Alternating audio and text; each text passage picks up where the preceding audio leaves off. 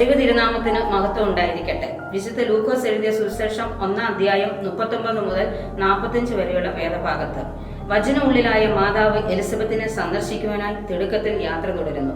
അതൊരു വചന പ്രഘോഷണ യാത്രയായിരുന്നു. വചന ഉള്ളിലാവുമ്പോൾ നമ്മളും വചന പ്രഘോഷകരായി മാറുന്നു. പരിശുദ്ധാത്മാവ് നിറഞ്ഞ മറ്റുള്ളവരുമായി നമ്മൾ വചനം പങ്കുവയ്ക്കുന്നവരായി മാറണം. പരിശുദ്ധാത്മാവ് നിറഞ്ഞ നമ്മൾ മറ്റുള്ളവരുമായുള്ള പങ്കുവയ്ക്കലാണ് സ്നേഹവും ശുശ്രൂഷയും കരുതലും കരുണയും. മറിയത്തിന്റെ അഭിവാദന സ്വരം കേട്ട മാത്രയിൽ എലിസബത്തിന്റെ ഉദരത്തിൽ ശിശു കുതിച്ചു ചാടി.